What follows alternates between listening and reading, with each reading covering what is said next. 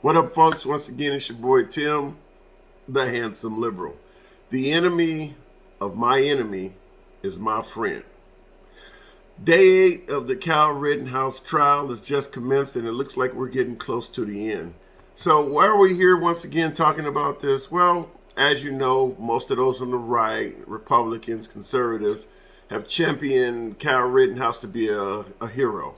He's a good kid, fighting a good fight, doing what needs to be done to help bring law and order to the city of Kenosha, Wisconsin. So the odd thing, and the reason I'm making the video, is that the same folks that are defending Cal Rittenhouse are often stating that they are the party of law, the law-abiding party. They follow the law. We could talk about all of these controversial police shootings or police killings. Sandra Bland, for instance, down in Texas. She didn't get out of the car, so she ends up dead at the police station. Well, if she had followed the law and got out of the car like the cop was asking her to, she'd still be alive today. Same thing with Freddie Gray in Baltimore. He makes eye contact with a police officer, takes off running. Well, if he didn't run, he wouldn't have ended up dead in the back of a paddy wagon unrestrained somehow. Same thing with Tamir Rice with a BB gun in the park, 12-year-old kid, and cop springs out and shoots him. So it's always an issue of, well, we are the law-abiding party. So if you're the law-abiding party, and I'm particularly talking to you, my right-wing viewers, how the hell is Cal Rittenhouse being championed as a hero? Not only did he get on the stand and admit that he routinely drives around with no license at the age of 17, even with a license at 17, you know what insurance is like for young kids. They're not safe. This guy is unlicensed at 17, and he's already driving around quite frequently, according to his own testimony, without a driver's license. Not only that, but then he's in possession of a rifle that he's too young to carry, crossing state lines. He's in Wisconsin with a rifle that he's an AR-15 that he's too young to carry. Additionally, he's open carrying, which is also against the law in Wisconsin for a 17-year-old. And not only that, but then they had the area under martial law or police control, and he entered the area just like all the other rioters and looters. And once again, he was violating curfew laws there as well. So what happened to being part of the law-abiding party that wants citizens to obey the law? Well, as I said before, the enemy of my enemy is my friend. The right wing dislikes and hates Black Lives Matter and all things Black Lives Matter, or protesting against police, or protesting against racism. They hate this group so much that even an individual that's breaking multiple laws, as long as they also hate Black Lives Matter, they're friends with the person. That, violating the law be damned. If you hate Black Lives Matter, we'll welcome you in as a friend. Doesn't matter that you're breaking laws as well. I mean, he's literally breaking laws to go address lawbreakers.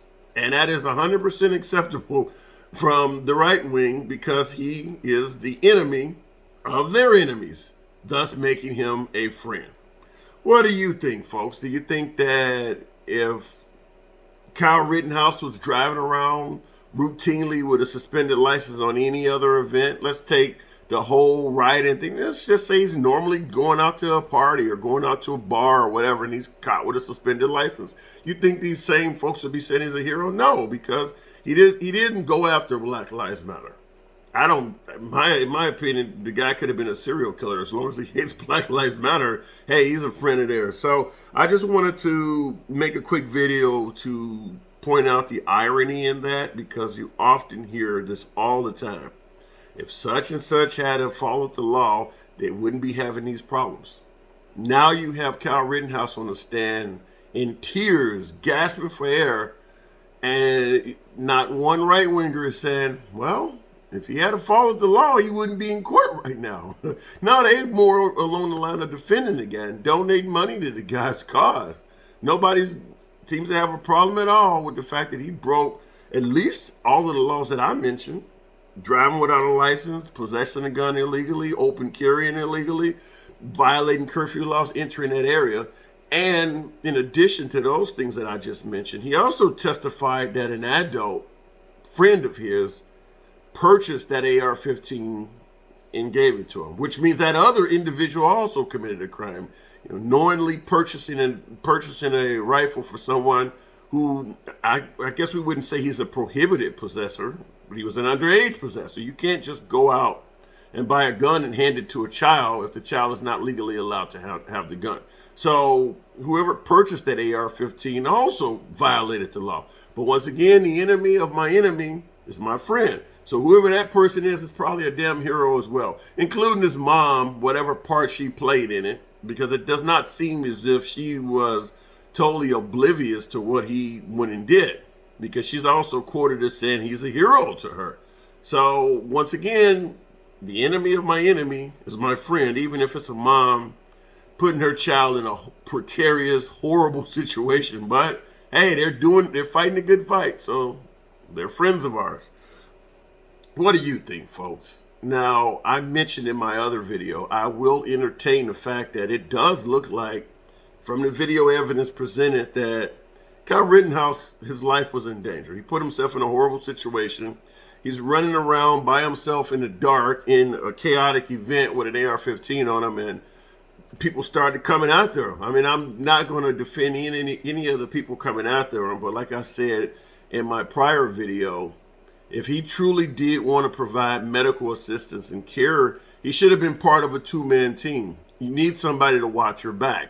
You don't call 911 and an ambulance driver shows up by themselves.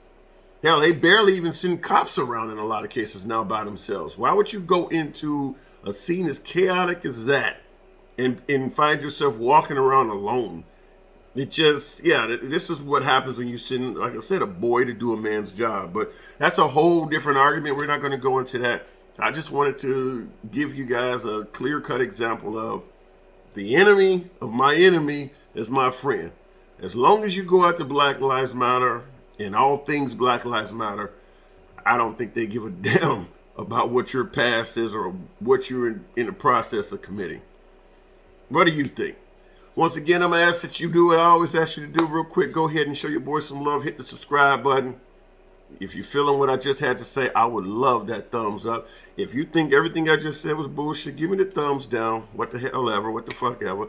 But drop a comment. Let me know why. And we will talk about it there. Once again, it's your boy Tim, the handsome liberal. Catch you in the next video.